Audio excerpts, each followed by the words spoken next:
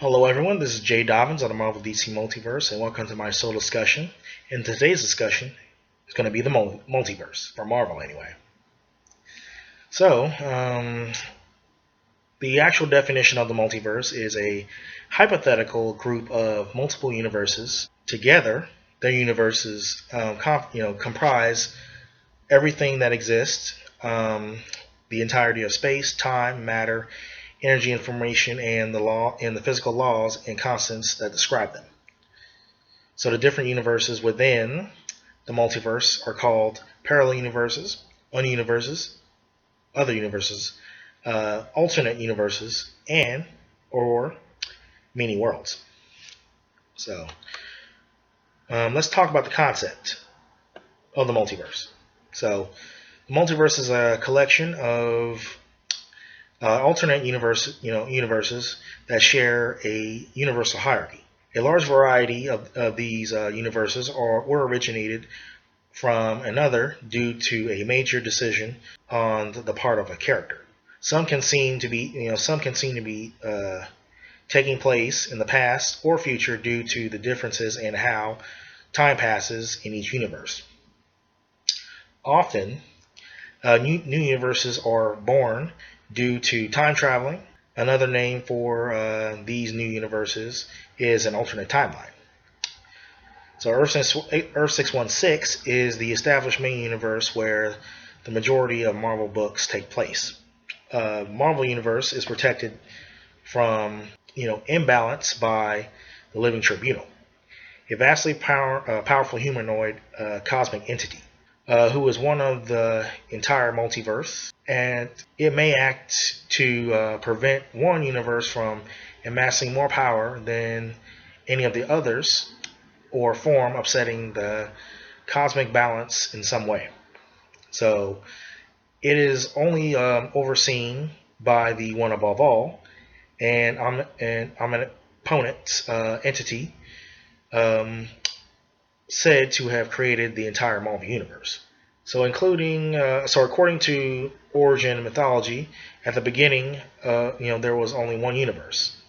The first firmament but due to the actions of the Celestials existing there, it diverged. So then the multiverse went through several incarnations, and eventually the Big Bang caused the existence of the seven cosmos, where most well-known heroes originated. So the seventh iteration of the multiverse was destroyed as a consequence of the phenomena known as incursions, and was eventually reborn as the eighth thanks to Reed Richards, aka Mr. Fantastic. So according to him, the ultimate fate of the multiverse is to perish in all encompassing heat death. So that concludes the concept of the multiverse. Now we're going to talk about the nature of the multiverse. So, like the nature of the multiverse, according to Kevin Feige,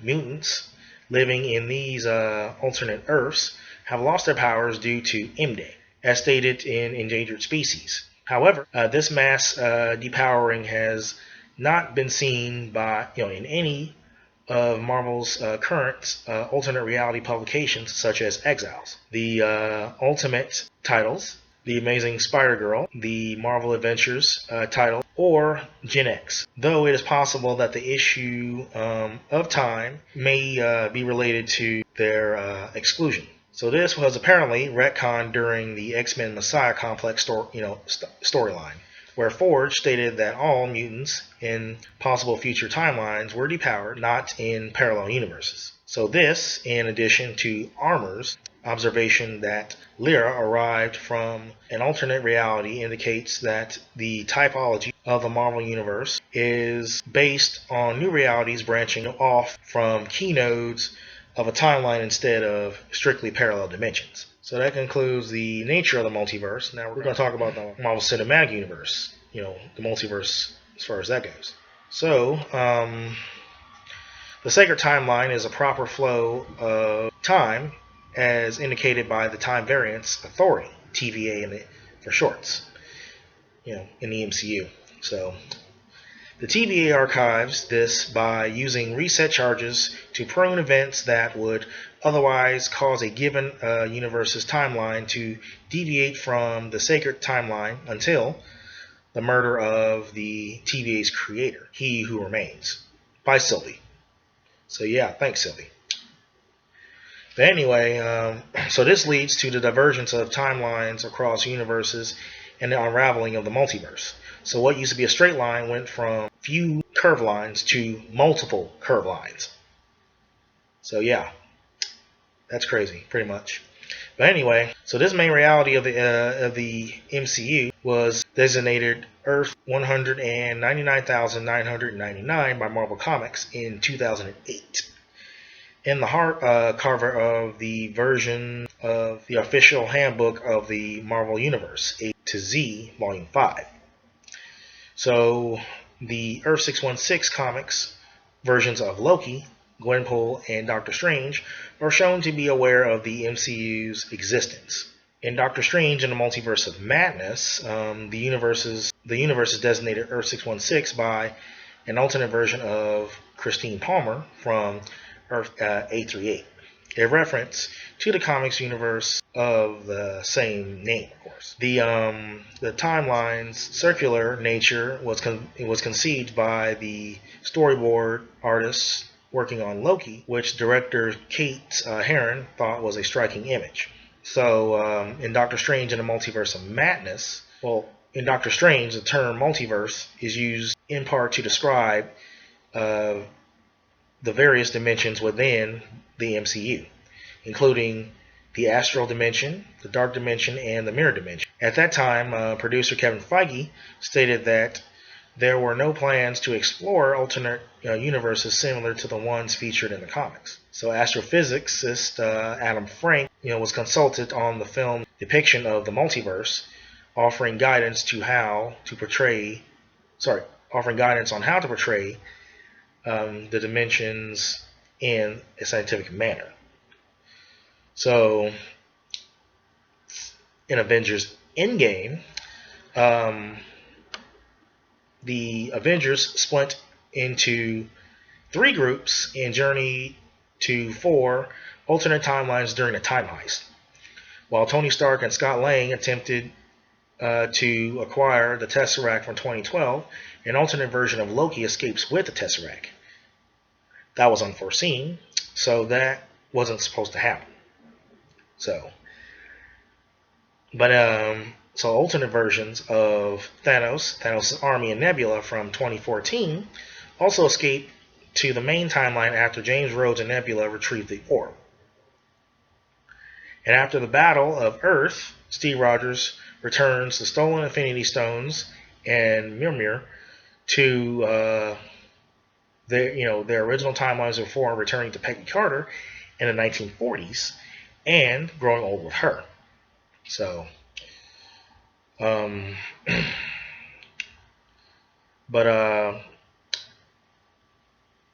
remember what the Ancient One said in Endgame is that when you take an Infinity Stone from its particular time, you have to put it back where and when you got it. Because if you don't, it's going to create a tear, creating multiple realities. So that included Loki. He took Tesseract, wasn't supposed to happen, therefore that created an alternate reality. Or realities, rather. So, but anyway, them undoing the multiverse is pretty much a long shot. But since Loki took the Tesseract undetected, they're never going to undo it. And the only way to undo it is by finding Loki. And nobody's going to find him. So, matter of fact, nobody even knows that the Loki variant exists. So, but anyway. So in Spider-Man Far From Home, Quentin Beck claims to be from the dimension designated Earth 833 in the multiverse, which claiming that the main universe was designated Earth 616. So, however, it is later revealed that, it was a ruse, pretty much. developed by Quentin Beck in order to gain revenge on his former employer, Tony Stark. So the concept of the multiverse is explored in depth for the first time in the first season of Loki. After the escaped Loki variant from 2012 is captured by the TVA, he is recruited to hunt down Sylvie, who ambushes alternate timelines in 1549, 1858, and 1985. Oh, yeah, which I was born. But anyway, so Loki and the TVA track her down in 2050 when she engages in a fight with Loki before the two are transported to 2077 Limitus-1. So the first season of What If explores various alternate realities that have deviated from the main timeline. So these include one where Peggy Carter becomes Captain Carter, one where T'Challa becomes Star-Lord, and one where Stephen Strange becomes Doctor Strange Supreme. These alternate realities are observed by the Watcher in his observatory, who later recruits 6 variants to the Guardians of the Multiverse on a mission to stop an alternate version of Ultron armed with the Infinity Stones. But anyway, in Spider-Man No Way Home, this movie connects the MCU to Sony's other Spider-Man films, which multiple characters from alternate realities accidentally transported to the main timeline due to a miscast spell performed by Strange, intended to erase the world's knowledge of Peter Parker's identity as Spider-Man. An alternate version of Peter Parker, Otto Octavius, Norman Osborn, and Flint Marko are transported from Sam Raimi's Spider-Man trilogy. Another alternate version of Peter Parker, Max Dillon, and Kirk Connors are transported from Mark Webb's The Amazing Spider-Man films. And Eddie Brock and Venom are transported from Sony's Spider-Man Universe, or the SSU for short. After trapping Strange in the mirror dimension, Parker enlists the help of Peter 2 and Peter 3 in developing cures for each of the villains' abnormalities so as to alter their fate once they're sent back to their universes. But all the villains except for Octavius go rogue and battle the 3 Spider-Men at the Statue of Liberty, where Strange is later freed and sends the multiversal visitors to their timelines while erasing the entire world's memories of Parker. So, I don't know why I keep saying that.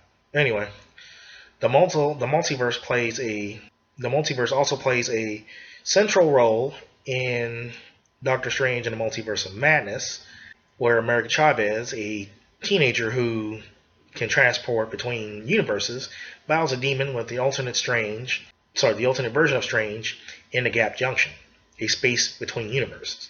Later, Chavez and Strange are seen crashing through numerous universes before arriving at Earth 838, where they are captured by the Illuminati. That includes Carl Mordo, Charles Xavier, aka Professor X, Peggy Carter, aka Captain Carter, Maria Rambeau, aka Captain Marvel, Black Hagar, Boltagon, aka Black Bolt, and Reed Richards, also known as Mr. Fantastic.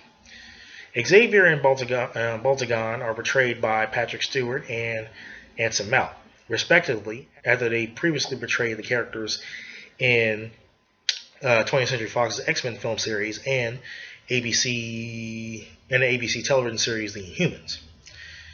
Other notable inhabitants of Earth 838 include Palmer, Maximoff, and Billy and Tommy Maximoff, and various Ultron sentries. So the Earth 838 Strange had previously caused an incursion of another reality and was executed by Black Bolt, and the film also features a version of Strange who has been corrupted by the Darkhold. But yeah, let's not forget that the multiverse played a small role in Morbius. So remember, Strange sends the multiversal visitors back to their universes. However, Adrian Toomes, aka the Vulture, finds himself transported to Morbius and Venom's universe, having deduced that his transportation involves Spider-Man. Toomes approaches the fugitive Morbius and suggests that they form a team. Seeing Toomes being transported to the Sony Spider-Man universe made me realize that the spell wasn't 100% stable, which means there were nasty side effects. That explains why Wong warned Strange not to do that first spell, because he knew the consequences and he was right. After all, he is the Sorcerer Supreme. Wong mentioned to Strange, saying, and I quote, "You open a doorway between universes, and we don't know who or what will walk through it." End quote. And the top 5 most dangerous that you don't want walking through that door are Onslaught, Galactus, Null the Symbiote God, and Carnage, of course, and Apocalypse. 6 if you count Judas Traveler. Well, the only person I want walking through that doorway is Aunt May. Here's why. Aunt May died in Spider-Man No Way Home, and one of the things I've learned about the multiverse is that, well, in the MCU, is that if you're dead in Earth 616, you're alive elsewhere. So maybe there's a universe where Aunt May's alive but Peter isn't. Who knows? It might be in the Venomverse or the SSU. And Madam Web might play a huge role in the multiverse, I believe. Because remember, Eddie Brock and Venom were transported back to their reality while at the same time leaving behind a small piece of the symbiote. That symbiote will eventually find its way to Peter, which means he'll be asking questions such as what it is and where it came from. And I think that the only person who will have answers to those questions is Madam Web. I also believe that with her help, Peter will find his way to the Venomverse, which is where the Vulture is now. I'm guessing that he's going to be there for a while, fighting Venom, Morbius, Kraven, and maybe more. And let's not forget a possible Maximum Carnage setup, which would be a huge money maker for Sony. So probably possibly $1 billion on that one, without the help of the Marvel Studios or Disney. So the way I see it, the multiverse is here to stay and could be the solution to a lot of problems later on down the line. So that concludes this discussion. Until next time.